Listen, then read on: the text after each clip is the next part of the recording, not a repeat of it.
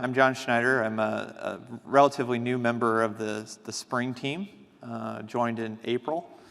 I came over from Netflix previously, and where I was working on engineering tools. So I wasn't working on metrics there, but was a user of it. And I observed, no pun intended, or maybe pun intended, I observed at Netflix that metrics was just a real key part of their success. Metrics was tied into all sorts of pieces of functionality they had. So when I came over to the Spring team, I saw that we were lacking a really cohesive story for that, and that's what I've been working on the last 9 months, and I'm here to present to you in more depth now the fruits of those labors and kind of where we're going forward from here. So Micrometer, I mentioned this yesterday, just repeat it a little bit. Micrometer is like, think of it as SLF for J is to logging.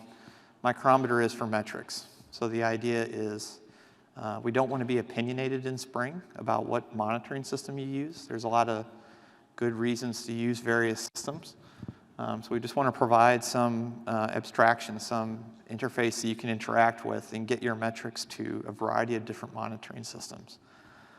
Micrometer is a JVM-based instrumentation library, so this is not a, we don't have any, thing going on for JavaScript here or C# or anything like that at the moment.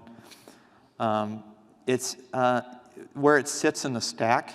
It's a low-level library that Spring depends on. So Micrometer isn't specific to Spring. You can use Micrometer outside of Spring, and in fact, it occurs in different places. So one of our external contributors has built Micrometer support very similarly to what we've done in Boot. He's built Micrometer support into Armeria, which is another reactive web framework, a kind of micro framework. Micrometer support is already built into the RabbitMQ Java client. It's already built into Hikari CP. I think as we go forward, more and more core Java libraries you use will have these kind of metrics in much the same way as once we had a good unified logging library, that became more ubiquitous as well. You can visit the doc site at micrometer.io, and that'll point you to the GitHub repo and point you to Slack as well. We have a very active Slack community dedicated to this specifically. So if you come out of today with any questions that you're too shy to ask here, or you just don't know until later, by all means, come and ask on our Slack channel.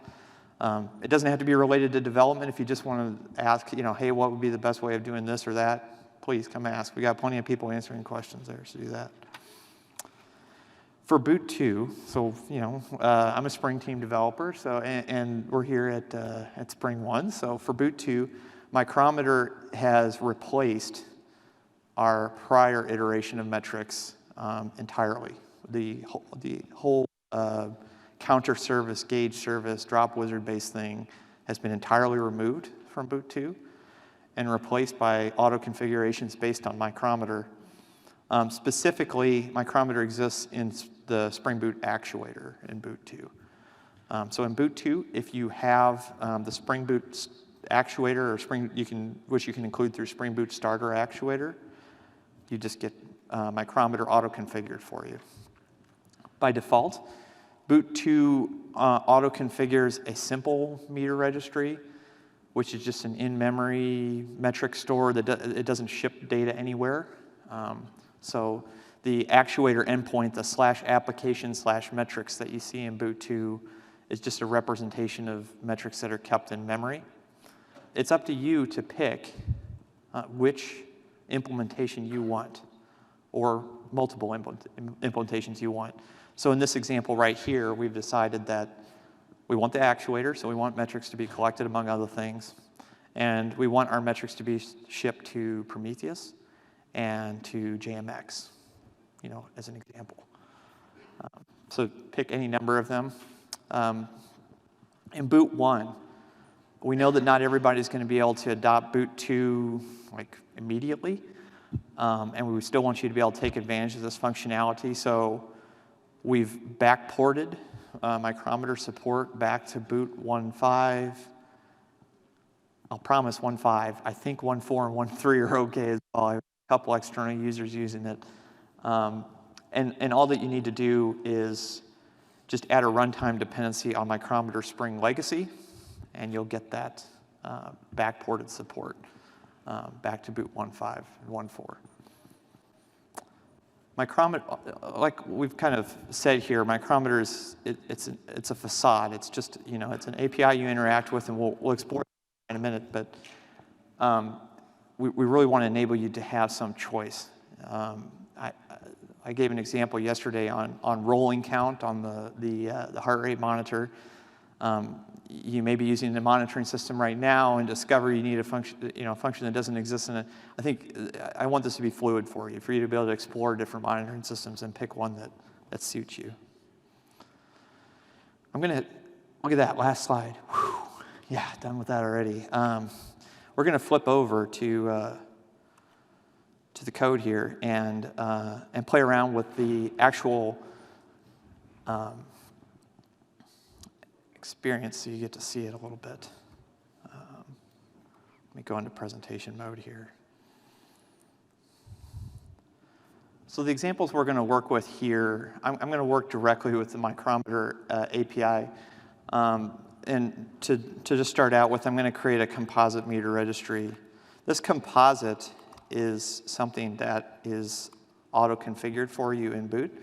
But hopefully by doing this a little manually here, you'll kind of see how it works better. Meter registry is our main interface that we use to register new metrics and iterate over them and so forth. So we can add an implementation to this composite. We're going to add one of our sample configurations for Atlas, for example. Whoa. And this is what's going on here. So for the Atlas registry, we just need a configuration object. In this case, Atlas is a monitoring system that you push metrics to periodically, and we've overridden the default to say we're going to publish metrics about once every 10 seconds. In a production app, typically you would, for push-based systems, you'd push on an interval of like 1 minute or 2 minutes. But we want to see things happen here quickly, so we're going to reduce that to 10 seconds.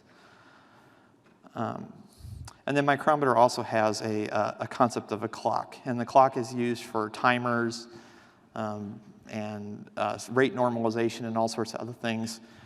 We have our own clock abstraction so that when we're writing tests against Micrometer, we can actually mock the clock and advance it and move it back and such. So here we have one implementation. We're going to add another one here. We're going to add Prometheus. Now, Prometheus is a pull-based system. So Prometheus, by default, the Prometheus server is running to the side in a different process, maybe a different instance, and it scrapes a host periodically for metrics. So in this example, we're actually creating a little HTTP server here, and we're exposing a Prometheus scrape endpoint. We're going to add a third registry here just for good measure, JMX. And let's start with working with a simple kind of metric, a counter. Notice here that I'm interacting with the composite. And when I do that,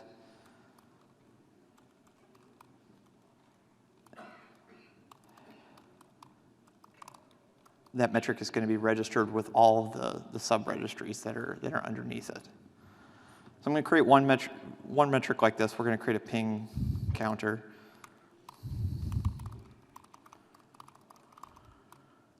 We're going to create a similar one as well. Actually, I'm going to do a different form of this. So we have simple, off the registry, you can create metrics like this, or you can use a Fluent builder on the meter type itself. Just kind of show you the two different styles here. It's a little more declarative on what's going on. And so both of those really result in essentially the same thing, but oftentimes there's more more detailed information on the Fluent Builder. Like you can set base units, and depending on the type, sometimes there's more configuration options. And we're going to use, because hey, we're pushing reactive, and this is a real neat.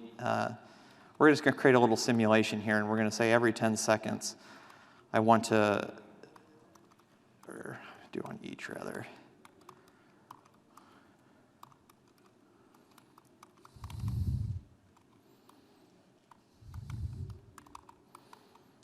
I'm going to create a flux that just every 10 milliseconds winds up incrementing this counter.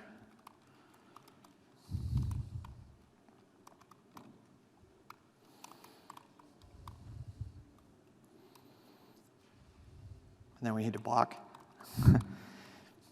That should be that. That's our sample. Let's get that started.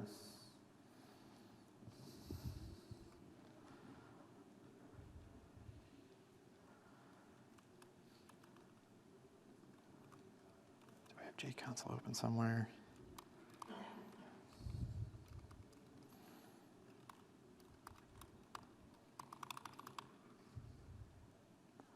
We're going to look at the JMX side first. So we have, we can attach this local process right here.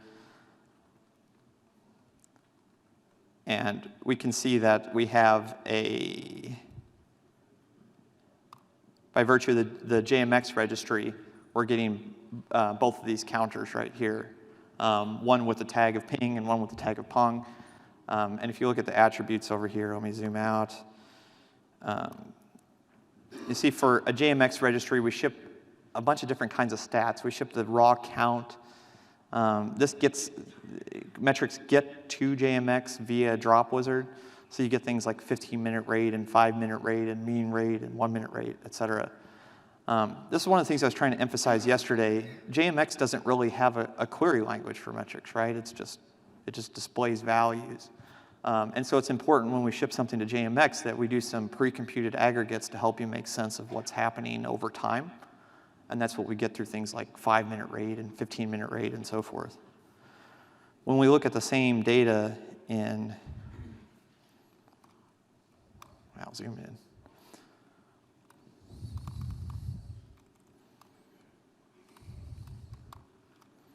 When we look at the same data in Prometheus, we don't have to ship all those statistics. For a counter, there's just one statistic, which is just the total. And Prometheus knows how to split that up along the tags and display different information. When we look at an atlas, it looks a little different. We can say something like this.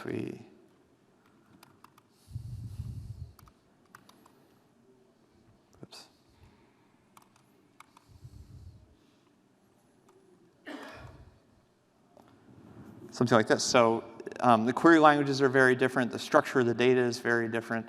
But we can, glean similar kinds of information out of it. When we're looking at this value, say in Atlas, first of all, we have tags over here. We have tags that we've named this counter my counter, but we've also tagged it.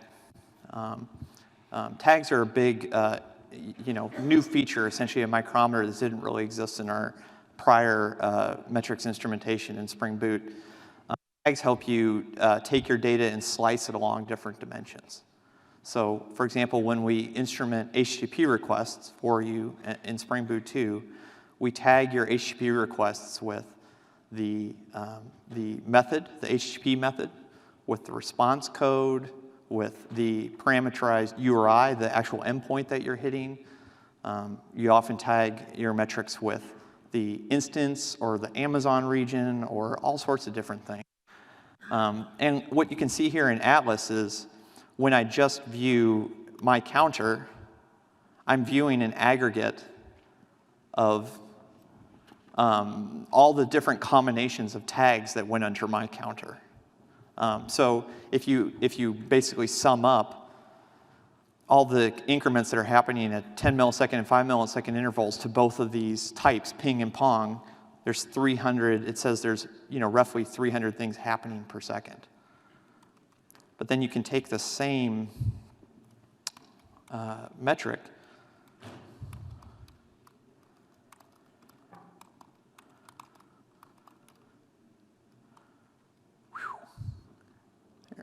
missed a comma. You can take the same metric and explode it by dimension. So in this case, we're exploding by that type dimension. And you can see that the contribution of Pong to the total 300 things happening per second is only 100 things per second.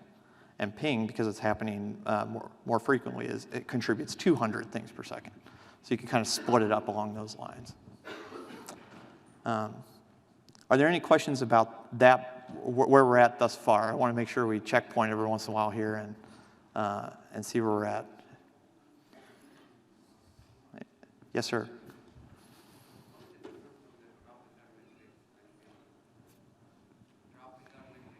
Yes?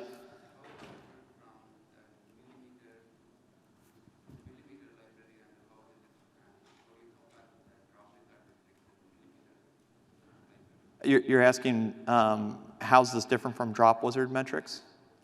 Yes. So drop wizard metrics, first of all, are hierarchical. They just have a name. There's no concept of tagging. There's no concept of dimensions. So you can kind of simulate dimensions in a hierarchical system by appending things to the end of the name, like myCounter.type.ping. And in fact, when Micrometer ships metrics to a hierarchical system, like JMX, that's exactly what we do. We have a strategy, an interface called a hierarchical name mapper that we use to convert, basically a key value pair of tags and squash it down into a single name. So when we look at that counter over here, ping and pong, you see myCounter.type.ping, because that's kind of what you have to do. For systems like Atlas, for systems like Prometheus, Datadog, New Relic, Influx, those systems are all fundamentally dimensional in nature. So you can ship those tags as individual key value pairs and slice along them. You don't have to munge them into the name. They're just very different. As far as the relationship between Micrometer and Drop Wizard is concerned, Micrometer uses Drop Wizard as a pass-through when we're pushing metrics to hierarchical systems that Drop Wizard supports. So it's just for some particular path we push things through Drop Wizard, but others we don't. Any other questions to this point about the composites or anything? Okay, let's look at gauges for a moment. Gauges are different. So we have a counter here. And counters are really good for incrementing things that are monotonically increasing over time. So, accesses to some particular resource, or number of times an access has failed, or something like that. Gauges are good at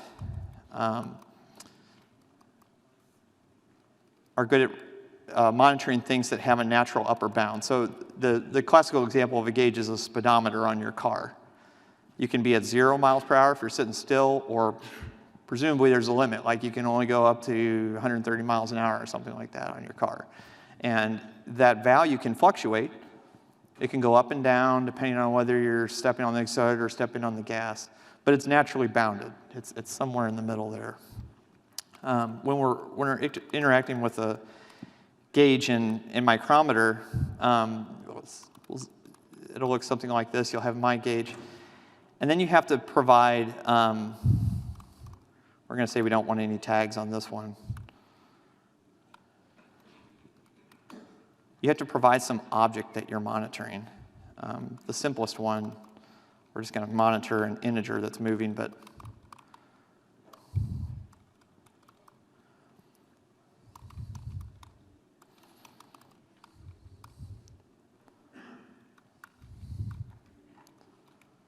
So it'd be something like this. When you define a gauge in Micrometer, you basically define how to measure the thing and then forget about it after that. You just forget about it. This is distinct from the way gauges are treated. They were treated in Boot 1.5 and the way they're treated in other instrumentation libraries as well. Typically for gauges, the definition is the same usually, that it's a value that's got a natural upper bound, that it can go up and down and so forth. But you have to manually increment and decrement it as things are happening. And in this case, we just define a function that explains how to get the value.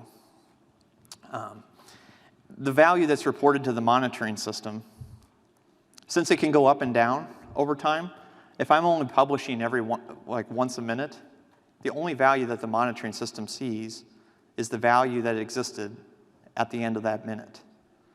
So if I spend a lot of time in my code incrementing and decrementing this gauge, most of those intermediate values are just discarded anyway. So when we define gauges, we define them as something that you just tell me how to get the value. And if I'm a push-based system, whenever I push, I'm going to go try to retrieve that value. If I'm a pull-based system, when something scrapes me, I'm going to try to go get that value. It works like that. This conception of gauges solves a whole class of problems we've had a hard time with for a long time. My colleague Marcin, he struggled at one point with database gauges. He had a service that was interacting with the database, and he wanted to gauge the number of rows in a database. Again, when you think about that, that's something that's got kind of a natural upper bound. I mean, it can't have an infinite number of rows. You can delete rows, you can insert rows, so it can kind of go up and down. It worked okay for him to just, anytime he inserted a row into the database, he would increment this gauge, and whenever he deleted one, he would decrement it. But what happens when you take that service and you deploy it across multiple instances? You suddenly, you can't instrument all the points where it's being incremented and decremented. So that's part of the value of defining how to retrieve that value once and just letting that execute every so often. So in these terms, to report a gauge on the table size, you would just execute a SQL query that counted rows instead. It's just a totally different mechanism. Any questions on gauges or thoughts on that? All right, yeah. We'll move on to timers. Timers are a much more complicated topic. I mentioned yesterday some kind of staggering things about timers that, and this is further differentiation from something like Dropwizard. Micrometer knows how to do, as a recap, knows how to do compensation for coordinated omission. It knows that we need to ship a rolling max all the time. It supports client-side percentile computation and aggregable percentiles. We'll show all those. Let's get started with the timer, and we'll talk a little bit more about this in a bit.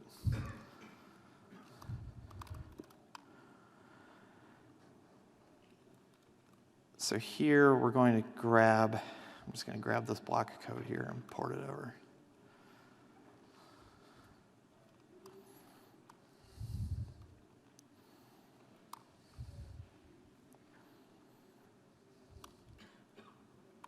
Let me tell you what, it is hard working on a screen of this size.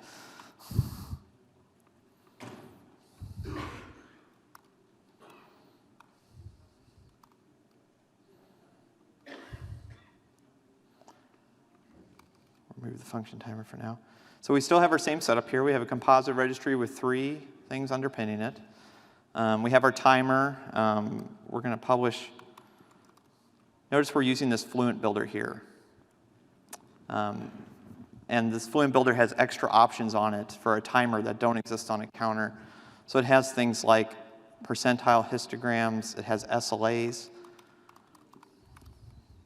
I'll show both of those. Actually, I have to put this at like 270.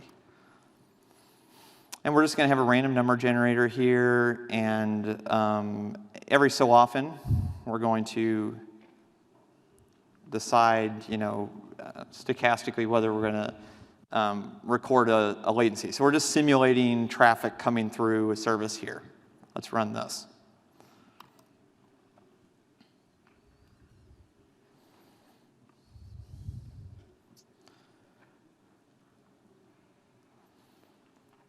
Okay.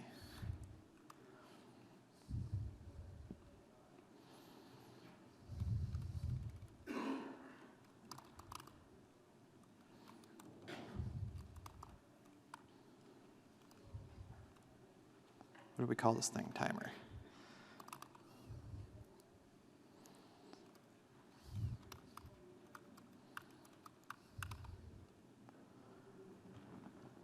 So for Atlas anyway, we'll put another parameter on the end of this to put the x-axis down at 0.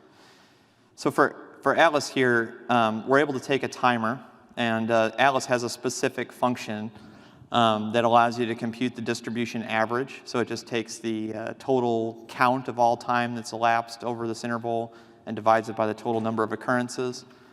So when we ship something to a monitoring system like Atlas that has a math operation like this that's built in for the express purpose of computing averages, Micrometer doesn't have to pre-compute an average and ship it. And that's distinct from, say, I'm never going to find JConsole again. It's distinct from JConsole, wow. The Zoom thing, yes.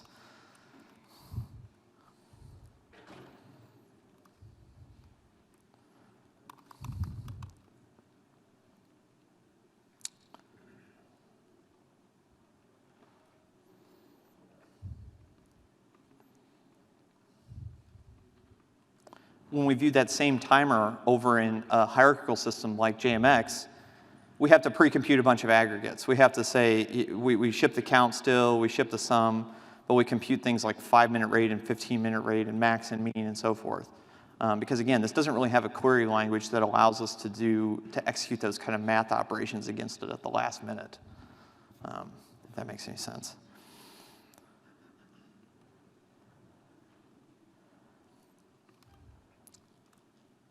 Over in Prometheus, it looks a little different even. So you would have my timer here. You could look at the sum, which is the total amount of time that was accumulated. I think you have to.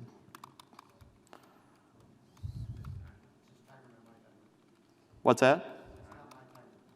Oh, it's just timer, great, yeah. There's probably one that was there before. Boom, you get something similar. You know, we're sitting at around 250 milliseconds. You see it kind of fluctuates around 250 milliseconds. And you know, again, we're just executing a latency here simulation based on a normal distribution around 250 milliseconds. So we ship a separate series here to look at max.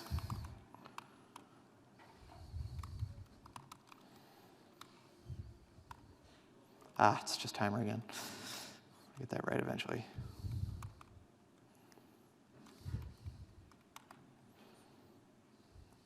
This visualization is a little hard, but you see that the max is something around, 34 or 340 milliseconds, something like that. So yeah, that's, the shape of the data looks very different from system to system. So for histograms or for percentiles,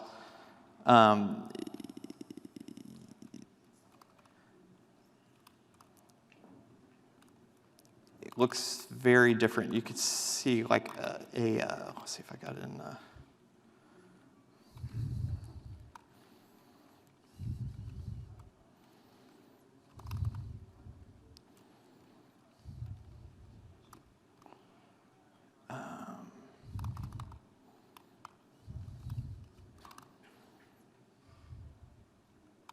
That's what it is.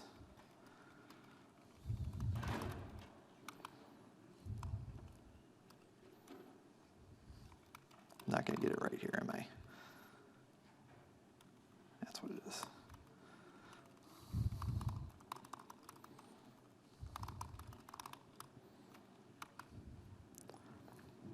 So with Prometheus, you can use to compute a 95th percentile based on a histogram. And so the histogram thing is interesting. There's only a few monitoring systems that support this. The idea would be that you take all your latency samples and you divide them up into buckets. So in the simple case, say we've got samples from 1 millisecond to 10 milliseconds, and we just split those samples up into buckets of 1 millisecond each. So 1, 2, 3, 4, 5, and so forth, millisecond buckets. And every time a sample comes in, say it's 5 milliseconds, we just increment the counter for the 5 millisecond bucket. And to a system like Prometheus, we just ship all those buckets to the back end. When we look at the Prometheus scrape endpoint, you'll see we have all these buckets that we're shipping to it. And they're just individual counters with a particular constraint, a particular domain. And what Prometheus can do with these, it takes these histograms, which is a discretization of the real latencies, and it can compute a percentile approximation based on that. The great thing about this histogram-based percentile approximation is if you want to take your dimensional data, like requests, which we said may be sliced by URI and status and HTTP method and so forth, effectively for each unique combination of those tags, you've got a different histogram. You've got a different set of time series. So when we get a response 500 from one particular endpoint, the time it took to get that response back is accumulated to a bucket specifically for that dimension. And then when we want to go and we want to see what's the 95th percentile for all requests of any response type that occurred from my service across the board, we just have to take all these little histograms and just push them together. You just overlay them on top of one another and accumulate their counts together, and you can still compute the percentile. How would you actually go about instrumenting a controller to get all that kind of information? The question is, how would you go about instrumenting a controller to get that kind of information? And the answer is you don't have to do anything. In Spring Boot 2 or 1.5, it's just done for you. It's auto-configured for you by default. The router, the functional router? Yeah. We do need to get instrumentation in WebFlux functional. I think actually there is, we'll have to open the docs a little bit here, but I don't know if we move these docs over or not. But because the functional router is reactive based, you can essentially attach listeners to reactive and do it that way.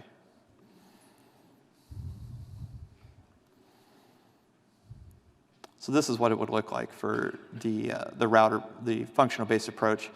If you had a bunch of routes defined right here, that doesn't change at all, really. You create this router function metrics type, which is defined in Spring Boot 2. And yeah, you can attach a filter at the end of the whole router function chain.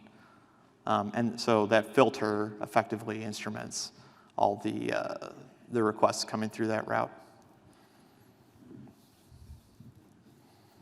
So back to the histogram thing, for systems that support that, by aggregating those histograms together, they can create slices of percentiles across dimensions. And for those that don't, if I, for example, for a particular response code, for a particular URI, if I pre-compute the 95th percentile, I can't aggregate that with the 95th percentile that occurred against a different URI. Because you can't take percentiles and just average them. You don't know what the contribution of requests was to each.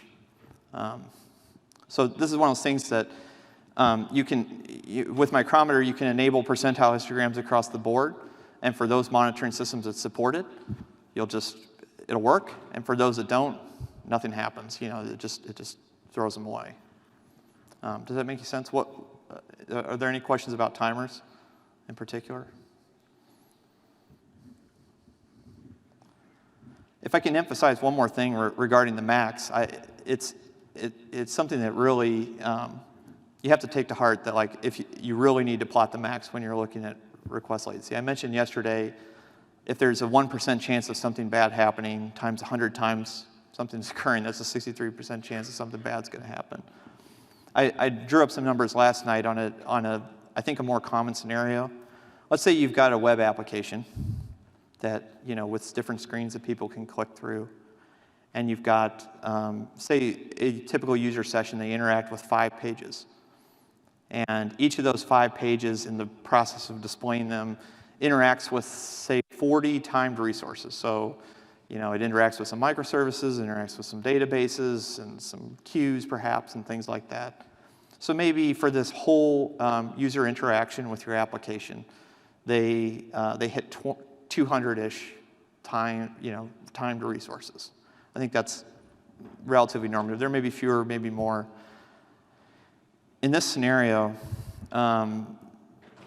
there's like only 0.003% of your users are not going to experience a latency that was worse than P95 for one of those resources. It's pretty nuts. For the median, if you look at the median, so oftentimes people plot mean, but median mean, they're somewhat similar measures of centrality for latency. There's a 99.999999999, there's 10 nines chance that they're going to see a latency somewhere in there that was worse than P50 for one of those interactions. And yet, like the most common thing we do is we just plot average and just, hope for the best across the board. Basically, everybody has seen a worse than P50 request for an interaction with your application. And if you look at P99, so P99, oftentimes you think, that really is close. If you plot P99.9, still 18% of your users are going to experience something worse than P99.9 somewhere in those interactions by working with your app. So it really is important to look at max when you do that. We'll move on to function counters a little bit. Function counters, we're trying to be really practical with Micrometer. I know that there's a lot of existing instrumentation out there. So when we went to, say, instrument Guava caches, Guava already has a statistics interface on it, but the kinds of metrics you get out of it are usually accumulative. So when you look at the Guava statistics interface and say number of gets, that number of gets that it returns is the number of gets since the application began. And for observability purposes, that's not super useful. If your app lives for a month, knowing that I've hit the cache 1 million times, the longer the app lives, the less useful that metric becomes. What you really always want to look at is a rate. You want to look at, over the last minute or the last 10 minutes, what's the behavior going on and how is it changing week over week or day over day or, across the last hour. So Micrometer's got a mechanism called a function timer or a function counter that we use to essentially turn those kind of I'd say like almost old types of statistics interfaces like that are cumulative, we turn them into something that can be rate normalized. So if I have a counter like a regular counter like this,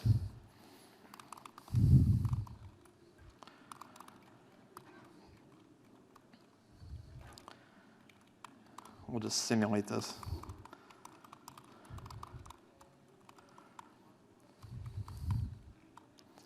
I'm going to set up a function counter,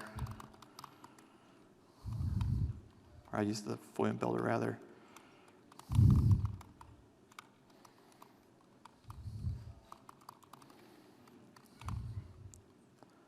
We'll set up a function counter to track just an atomic integer that we're going to increment every time.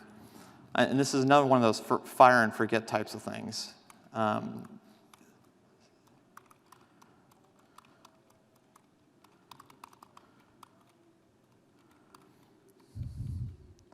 then we're going to do the same thing. We're going to say, like, every 10 milliseconds, we're going to increment this thing.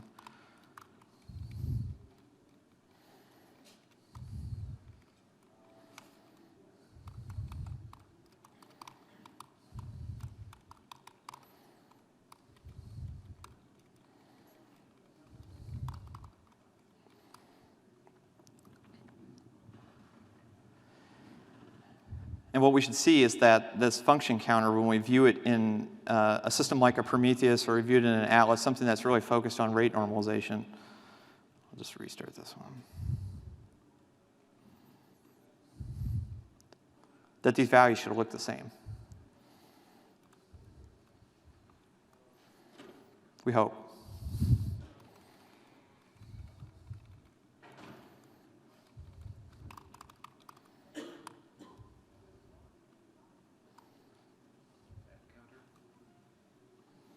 I should have both. Guess that thing died.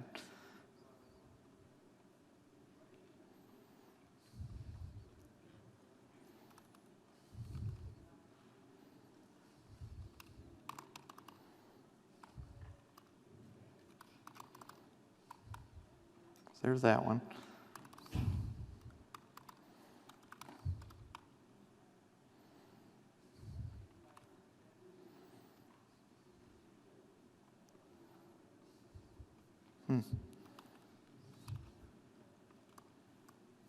Gotta love live demos, right? Yep.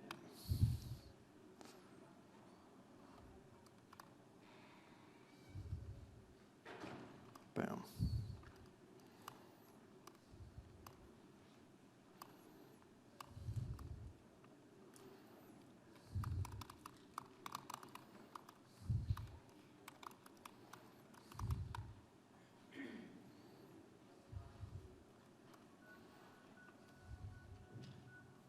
We never registered it. That's not going to help.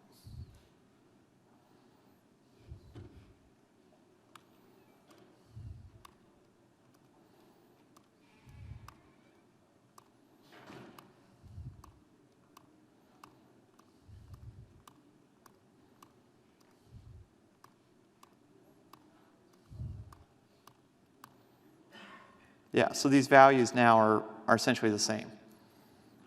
But the function counter is tracking an integer that's being accumulated monotonically forever. And the counter gets to observe each value and change. So this is how we've taken kind of like older instrumentation techniques like existing Guava or existing Hystrix, et cetera, and we've retrofitted them with metrics that you can use to actually observe the current state of things. So when we think about like Guava caches, for example, you often want to look at miss ratio to determine whether your cache is operating efficiently or not. Sometimes the miss ratio kind of gets thrashed a little bit, and if you just gave it a little more headroom, the performance of your application would increase substantially. But if you look at miss ratio over all time, it doesn't really help you. You could have a really good miss ratio in the morning and a really bad one in the evening. So you always want to be able to look at it in time terms. But and that's that. Any questions about function timers or function counters? Anything like that? All right, well, so the last thing I'll say is in Spring Boot 2, we've auto-configured instrumentation for all sorts of different things, for all the different cache types, for Hystrix, for data source metrics, for scheduled methods, for HTTP requests, for outbound client requests. There's just more all the time. That concept we call a meter binder. You can, if you've got a big concept like Guava, you can create a meter binder and just define a bunch of metrics inside of it and bind that whole set to a registry. And that's all I've got. What questions do you have? Any other questions? Yes, sir? Yeah, the question was, do you do basic instrumentation of the JVM? We do. I like to say that Micrometer in some ways is a best of album of all sorts of different monitoring systems. For JVM specifically, one thing we really learned from Netflix's Spectator was the technique that it used to reach down really deep into GC causes. And we've tagged GC metrics with that really detailed information about GC causes. And since we've learned that from Spectator, and we've pulled it up into Micrometer. Now, no matter what monitoring system you're using, you get that detailed information about GC metrics. It is in Spring Boot 2, yeah. So JVM metrics are on by default in Spring Boot 2. Yeah. What other questions do you have? Yes, sir, in the back.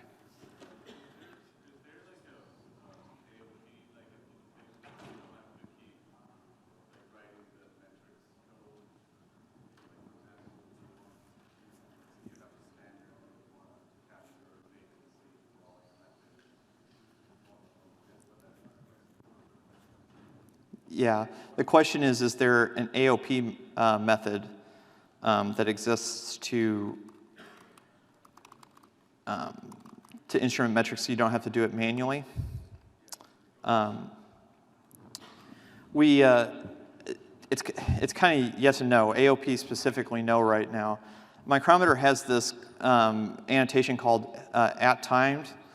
And it's got a few things on it. It's got like percentiles and extra tags. You can define whether the task is long-lived or not. And you can hang that on certain types of methods. But so far, we've only really supported @timed for things that we can use non-AOP interceptors for. So HTTP requests, we don't need AOP in order to intercept a method and get at this annotation. It's one of those things that the @timed annotation exists, and anybody would be welcome to create an AOP or any other proxy-based mechanism to instrument arbitrary methods if they'd like. But I don't really see it being much different to just either inject the registry, or you can access a static form of it as well and do something like this. You can just record anything that's happening underneath it right here. So it's like, if I had the choice of should I AOP everything or should I do this, I think as a framework we should probably say out of the box, instrument it manually, because it's more decorative, but it could be done if you wanted to. Yes, sir. If your client has trouble connecting to the back-end metric server, how would we know? Yeah, so the question is, if the client has trouble connecting to the back-end metric server, how would we know? That's, registry by registry decision, of course. Generally, we emit a log, like an info log or a debug log statement if you're publishing every minute, we'll say, this is how many metrics I successfully shipped to this. And for the conditions where you didn't succeed, it's a Warner error level log. Yeah. In the case of a poll-based system, I don't have an answer for you. And is there a way, because I know sometimes you go overboard, is there a way to monitor how much it's logging? How many metrics, how much traffic, how much volume of metrics we're sending to the backend? Yeah, the question was, can you monitor how many metrics you're sending? Many monitoring systems have some measure of how many metrics are getting there. I should have mentioned one other thing, which is we have a filter concept. It looks something like this. We've got meter filters, and so you can do, meter filter dot. There's all sorts of things we've got underneath this. Like you can just deny, if the name starts with guava or something like that. We've even got a facility for this, or you can say deny name starts with guava or something like that. So you can just basically shunt metrics that are happening. In Spring Boot 2, we've taken this, actually in 1.5 as well, we've taken this and we've bound it to properties. So it looks something like this, spring.metrics.filter, and suppose the metric name started with guava. And so you could say enabled false, and you could just turn them off altogether. So as you see metrics exist in more and more places, like RabbitMQ and Hikari, like you may not care about any of the RabbitMQ metrics, and you can just turn them all off, in your whole application. Similarly, for things that are timers, we mentioned that you could do things like percentile histograms. In default instrumentation and things like RabbitMQ, we're suggesting that library authors do not enable that by default, because percentile histograms only even work for a couple monitoring systems out there. They're super useful when you have them, but a lot of times they don't even work. So we're saying just defer that, just go ahead and time the thing, and we'll allow our end users to decide when and where they want to turn that on and spend those extra time series in their database. Similarly, you can set SLAs here, things like that, and so forth. So it kind of looks like Spring Boot's log filtering. How you can do logging.level, et cetera. We try to achieve the same kind of look here with metrics as well. Yes, sir? So a facility where you have like checking the counter or operations where they're logging the metrics framework itself is doing work, you have metrics about how much time it's spending doing that. Yeah, are you monitoring the monitor, the monitor's the monitor? It depends on the back end. So, when you go to Atlas, Spectator is the pass-through. Spectator records metrics on that kind of stuff by default. Some do, some don't. We don't instrument Micrometer itself right now. Maybe that would be a good meter binder to offer as an option. That'd be interesting, wouldn't it? Yeah, good question. Yes, sir. So, I think you sort of addressed this, but what's the thread model when you're in like standard MVC versus in like WebFlux mode? Is this in a different thread pool? How does that work? Yeah, so the question is, what's the threading model when you're in different types of pools, or MVC versus WebFlux? There's very, very little contention in the actual instrumentation code itself. So if you're recording a metric, we've spent a lot of time to make sure there's very little contention. The publishing side is always running on just a separate thread if you're doing publishing. So it shouldn't interfere with any request traffic that's coming through. Yeah. And if you've got a pull-based system, of course, the threading model is precisely whatever the threading model is of your system. Yes, sir. Yeah. You guys are asking awesome questions, by the way. I just knew, I'm just going to forget a bunch of stuff, so you're just reminding me. So the question is, how do you send metrics to the fire hose? My friend Ben Hale has already created a registry implementation for the Cloud Foundry fire hose, and it's installed already on the Java build pack. So when you launch a Java application on the Java build pack on Cloud Foundry, if Micrometer is enabled because you have actuator, metrics are just going to automatically get shipped to the fire hose. I think there was a question back there. Yes, sir.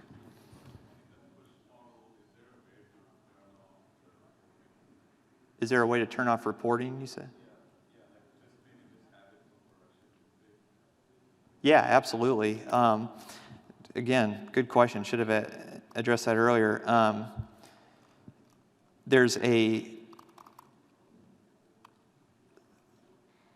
So I guess I should have mentioned this initially, or I think I did early on. Spring Boot auto-configures registry implementations based on the presence of an implementation on the class path, but secondarily, it's property-driven.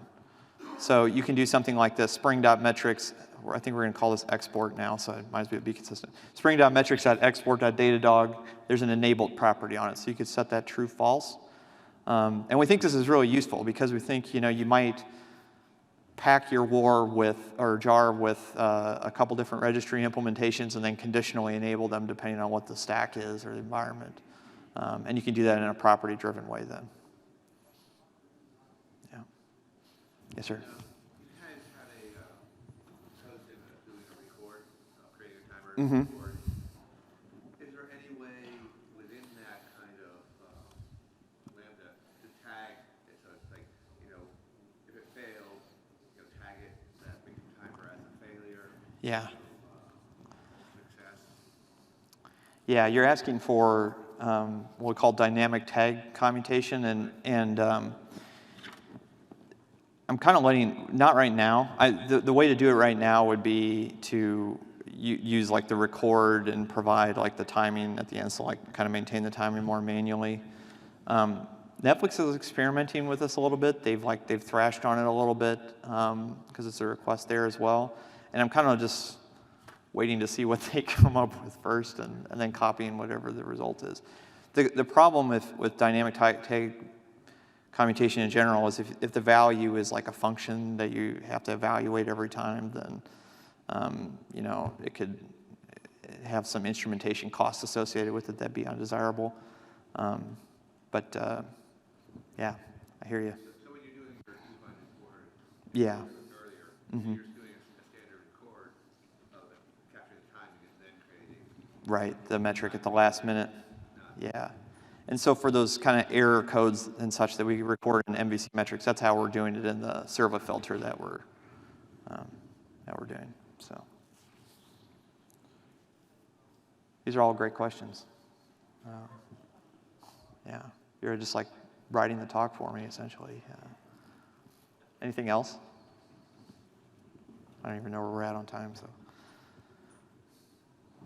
All right, well, I'll be up here for sure. You can hit us up on Slack as well. Thanks for your time. Appreciate it.